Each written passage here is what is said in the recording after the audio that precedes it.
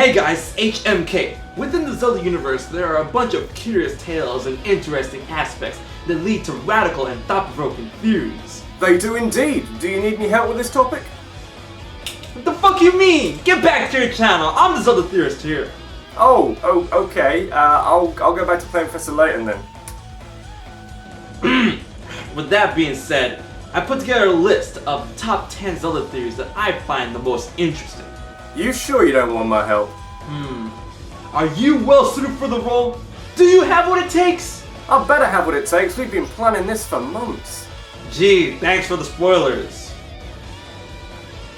Ladies and gentlemen, I bring you RabbidLuigi. He's the go-to guy when it comes to building the right type of countdown video. He's gonna be helping me out on what we think are 10 of the best Legend of Zelda theories. Bear in mind before we really get started that we're going to be spending the next 10 to 15 minutes talking about theories. Therefore, none of this has any canonical backing and is just a bunch of speculation compiled for your viewing pleasure. So take it with a pinch of salt and let's have a nice, friendly discussion. Yeah, sure. Now that we got that out of the way, let's not waste any more time and get into it. Let's punch it!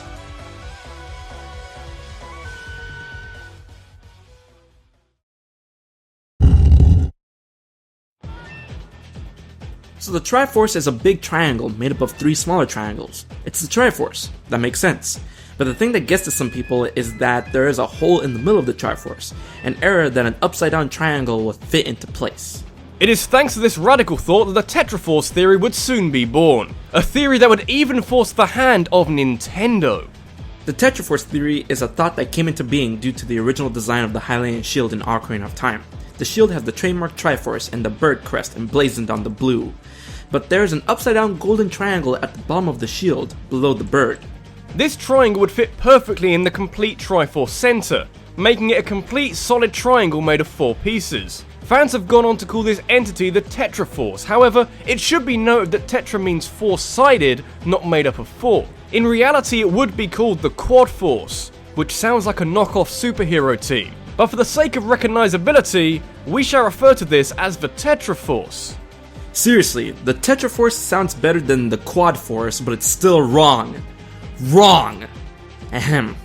Although the existence of the 4th Triforce piece is still debated up until this point, Nintendo officially stated that a 4th Triforce piece that would complete the Tetra Force does not exist.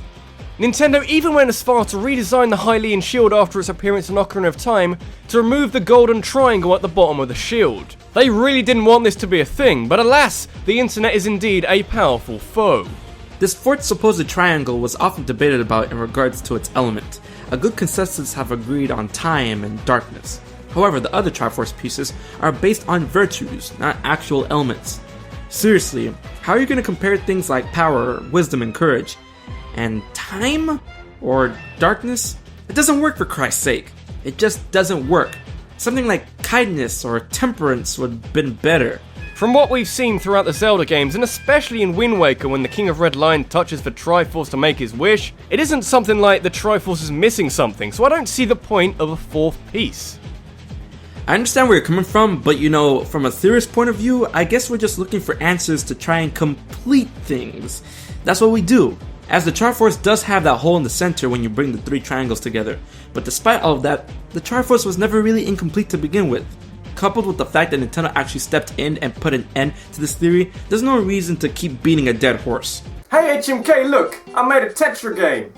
Rabbid, we already discussed this. Tetra means 4-sided. That would be a quad something since it's made up of 4. How am I supposed to make this 4-sided then?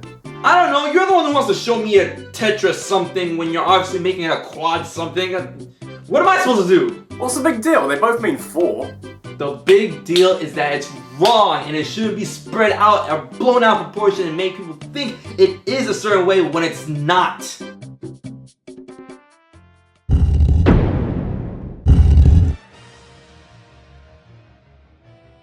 Remember Demise's sword, the blade that was Girahim? If you pay close attention to its design, you can see an upside down Triforce. Where have we seen that? That's right, in A Link Between Worlds in Lorule. There's a theory that suggests that Demise and Girahim both came from Lorule and that they were the envoys of Lorule on their first attempt to capture the other side's Triforce. From what we know in A Link Between Worlds, the Lorulean Triforce was destroyed in ancient times according to Hilda, And when the term ancient is used in Zelda, they mean the fucking Dark Ages. Also, the design of the Master Sword and Demise's sword are in stark contrast. This could even explain the reason why Hyrule has demons, because for some reason Lorule is already teaming with them, and the fact that Demise and his legion rose from a fissure within the earth could prove that they were coming from Lorule into Hyrule. The demons and the monsters that have plagued Hyrule was originally from Lorule. I mean, they have to come from somewhere, right? We have yet to see the truth behind that. That's why we have to try and make our own, right? What is also interesting is that the creation of Demise's sword Girahim can also show the duality between himself and the Master Sword, as well as Fi who resides within the blade. This kind of duality is what can link all of this within the existence of Lorule and Hyrule. Demise's sword is more jagged and imposing when compared to the clean edge of the Master Sword, while their spirits, Girahim and Fi, have heavily conflicting personalities. Girahim is flamboyant, assertive, and emotional, while Fi is calculating, robotic, and emotionless. These two seem to serve as examples of the dire difference of Hyrule and Lorule and their inhabitants, who serve as counterparts to each other. And you know, the Triforce design, yeah, it pretty much cakes it. It's funny that this theory exists because it speaks on the links between Hyrule and Lorule. But what about all that stuff that happened with Hyrule and it affecting Lorule?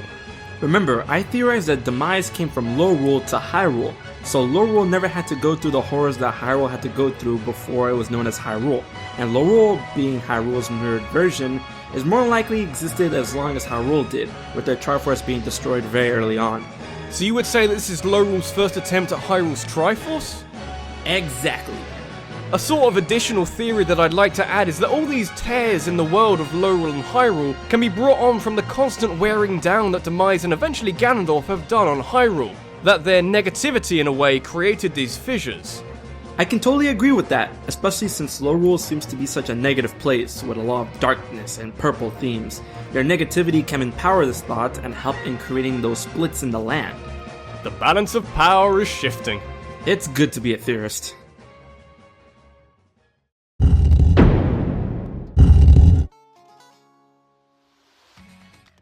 Ever wondered why the Gerudo were nowhere to be found in Twilight Princess? Well, save for Ganondorf. Well, don't worry, you're not alone. You and pretty much the entire Zelda community have pondered this perplexing predicament. We're pretty sure that something happened to the tribe of thieving warrior women that may be... what's the word? Fucked up? Subtle. I was looking for something like extreme.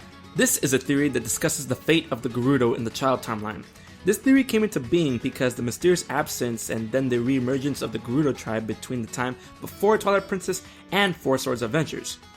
Most theories about their absence agree on the focal point of Link returning from his past is what sparked their potential exile or even attempted genocide. When Link returns from the future, he warns Zelda and the royal family about Ganondorf's treacherous plan. Before he can act on his intentions and cause any real damage, he is subdued and put on trial, imprisoned, and eventually executed. Since Ganondorf is the king of the Gerudo and they did show unwavering loyalty to him in Ocarina of Time, people believe that the king and the royal family of Hyrule would also blame the entire tribes as well as their leader for their attempted treason. This could lead to the reason why they are nowhere to be found in Twilight Princess. Either they were exterminated in numbers or driven out of their own desert. A clue in Hyrule Historia also confirmed this much, that the time before Four Swords Adventures and after Twilight Princess, the Gerudo returned to the desert and relations between the Hylians and the Gerudo were friendly once more, meaning something did go down in that blank period. One thing I've always wondered is how the Gerudo reproduce when they're almost entirely female. Well, you know, they do go to Hyrule looking for boyfriends to, you know, like... Yeah. Well, who says they can't reproduce asexually? Biology? Like, seriously, what do you think they are? Single-cell bacteria? Well, why doesn't the Hylians purge their asses? They're the bacteria of Hyrule. Fuck, dude. That's some, like, next level Mr. Clean shit right there. So what do you think happened? Honestly, I think that exile is much more believable than genocide, as the Gerudo do return. That's right, actually, their latest appearance in the timeline is in Four Swords Adventure, after Twilight Princess with their mysterious absence. For a tribe to repopulate itself like that within a couple hundred years is impossible, so I find it better thinking that the Gerudo begged to return to the lands of Hyrule and once again found their home in the desert. It is really good that we got the Zelda timeline in order to help theorize about this. The Gerudo have always been a very important race to the Zelda series. So why did they get the desert again?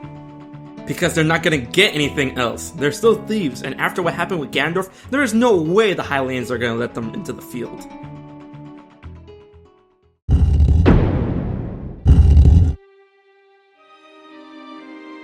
Time travel is something that has been done quite a few times in the Zelda series. And time travel always has its implications. We know firsthand with the Zelda timeline split in Ocarina of Time. But there is a thought pertaining to the hero Link from Skyward Sword and his connection to Hylia's original chosen knight. That's because they are the same guy.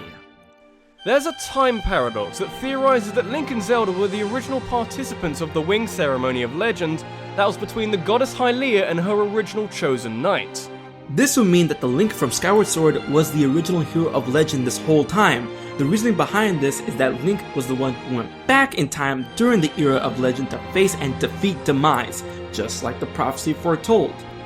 This was the prophecy that was told in the future, that the goddess Hylia and her hero faced and stopped Demise in the past. Link was the person in the past that started the ceremony. He is the one in the past that stopped Demise with Zelda, who is Hylia. He is the one who did the ceremony with Zelda in the beginning, making it the original ceremony, and making that sailcloth the original sailcloth. Confused? The best way of thinking about it is it's the same time paradox we've seen in Ocarina of Time with the Song of Storms and Guru, aka the Windmill Man. You know, the whole situation with learning the song in the future because you taught him the song in the past, which was sparked him to teach you in the future so you can go to the past and use it to get inside the well. Yeah, it's pretty much the same concept. My brain! The time paradoxes! The loopholes! Yeah, it's a lot to think about, but the more you think about it, the more sense it makes. Hylia's original hero is indeed Link from Skyward Sword.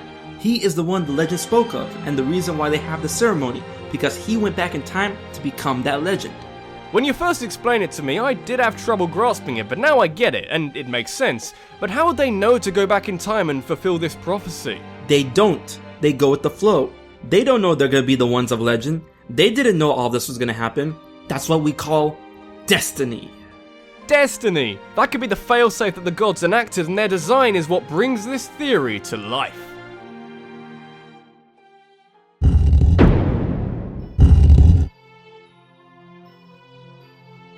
The sheer twisted and dark tale of Majora's Mask is easily one of the best places to theorize due to its many layers of secrets and symbolism. Did you ever wonder why certain elements never really add up, and Link's journey may have been a bit too unsettling? Well, this popular theory decided to try and make Majora's Mask seem a bit more gruesome than it really is. We're talking about the Link is dead theory. A theory that was popularized by MatPat of Game Theory. This theory suggests that the entire adventure that Link had in Majora's Mask was actually a journey of his restless spirit traveling through the land that personified the 5 stages of grief after his own early demise.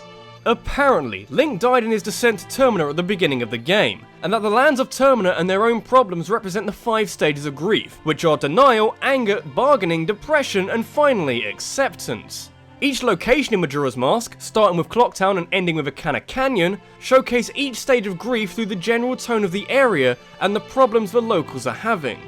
Another attribute that supposedly points to the support of this theory is the Elegy of Emptiness, this mysterious song that allows Link to shed a hollow shell of his current form. Theorists use this to say that Link is dead because you're able to shed shells in your Deku, Goron, and Zora form, forms of those who've passed on, and since you're able to do the same in your human form, it pretty much confirms that Link is dead for them.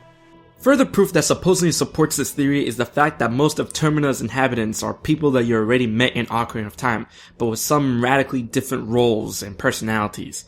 The reason why Link sees this is because he's dead, and being in a state of purgatory, these are the only faces he knows and can register. And another pointer to this theory, Which is wrong.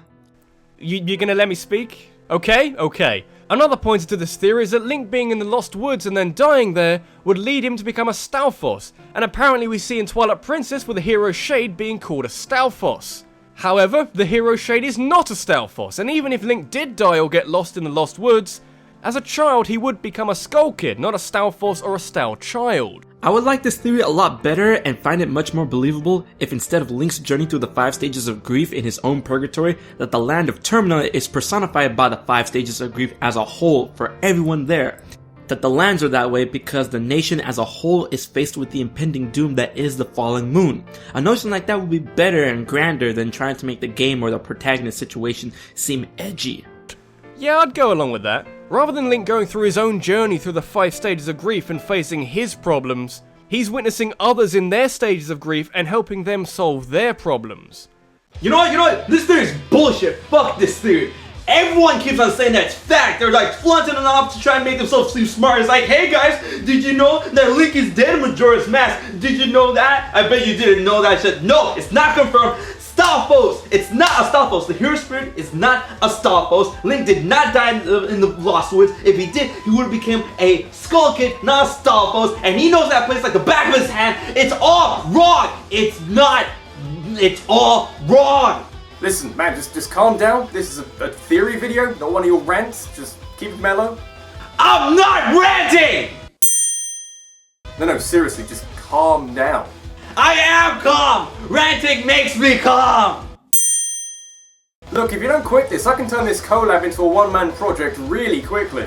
Wait, what? No, please, no, I don't want to be kicked. Please, no. Relax. I'm good now. Nah, man, I got better things to do. Rabbit, don't leave! Rabbit, don't! Rabbit! I love you! Are you good? Are you calm now? Okay. I think I'm good now. I accept it. Come on, man, it's just a theory. A bad theory. And on that note, I hope you guys enjoyed the video, but please make sure that you know that this is all mere speculation. It should not be taken as fact. However, keep your mind open to the possibilities at hand. Absolutely, this has been RabbidLuigi and that guy was HMK. Thank you very much for watching. Feel free to like, favorite, and most importantly subscribe, and we will see you next time. Take care. Hey everybody, I hope you enjoyed that. What you just watched was one half of this crazy Zelda theory project. And if you want to see the other half, it's not like in any order, it's like 2 sides of the same coin basically. There'll be a link either on the screen or in the description or in the general ethersphere or something. HMK can do magical things, okay? But anyway, thanks for watching and I hope you have a wonderful day, you crazy people.